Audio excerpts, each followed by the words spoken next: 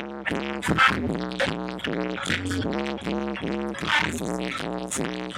to Spectrum 360. I'm Sarah DiNatale, reporting outside from Baird Point.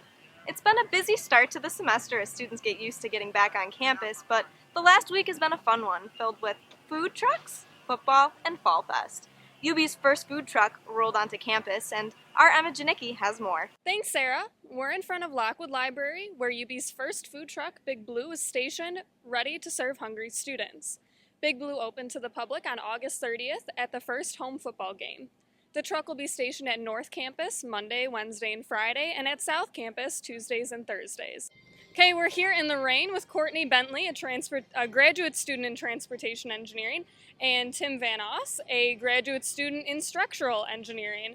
So, Courtney, what did you order? I ordered the white cheddar mac. Okay, and how about you, Tim? Spicy sausage mac and cheese. Is this your first time eating at the food truck? Yes. Yeah. You gonna come back? Probably. What did you guys think about the food, about the options? Very good. Very Both good. ways, yeah. Tim? There was no line, which is awesome, especially during lunchtime. Yes. Nice. Thank you, guys. As Emma said, the truck debuted at last week's home football game, but this Saturday the Bulls were on the road. Buffalo lost to Army 47-39, and although the Spectrum wasn't able to make the trip, sports reporters Owen O'Brien and Tom Dinky are at UB Stadium with some game analysis. Buffalo trailed 21-3 at halftime. The score reached 47-17 at one point until Buffalo rallied back to score the final 22 points of the game. Tom, what do you take from this game? Well, Buffalo was able to cut it to an 8-point game, but the defense was really concerning. They gave up 341 yards on the ground and 7 rushing touchdowns. And we talked about it before the game. We thought Army was going to be going on these long drives with their triple option attack. But it was really the big plays that were concerning. Army scored 2 rushing touchdowns over 40 yards and 1 over 20.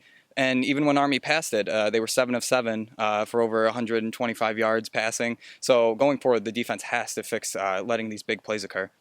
Buffalo passed for 396 yards in the game with 5 touchdowns, but unfortunately the team also had 3 picks, and all of those really seemed to hurt them, as most of them turned into Army scores. Buffalo actually had the ball trailing by 8 with 90 seconds in the game, and it came down to a rather controversial call on 4th down.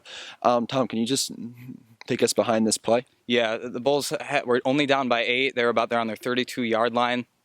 Bulls faced a 4th and 3. Quinn decided to run up the gut with Anthony Taylor. Taylor only got 2 yards. I kind of questioned that call. I think Licata was really firing on all cylinders at that point. Should have let him put the ball up in the air to convert that, but in the end, the Bulls didn't convert it, and they ended up losing this game. Right, yeah, that play will absolutely be talked about on campus this upcoming week. So now, Buffalo hosts Baylor on Friday at 8 p.m. The game will be right here at the stadium and kicks off at 8 p.m. For Tom Dinky, I'm Owen O'Brien. Students bummed about UB's loss at least had the chance to dance at Fall Fest to lift their spirits. More than 8,000 people filled the parking lot outside Alumni Arena for this year's fest. Students wearing bucket hats, co-headliner Schoolboy Q's signature, dotted the crowd. Our Jordan Oscar and Tori Roseman have more. This is Jordan Oscar reporting for the Spectrum. We're here right after the end of Fall Fest 2014. I'm joined by Tori Roseman. Tori, what did you think of the show? I thought that the show was great. I thought that Bosch started off the show really well, really got the crowd excited. And Absol did not show up tonight, so Schoolboy Q played an extra long set, including music off his newest album, Oxymoron, and even some stuff off of his older mixtapes. And right after came out T.I., who was awesome. He played some old stuff, some new stuff. He even covered a few current artists. And overall, I thought that the show was a really good time.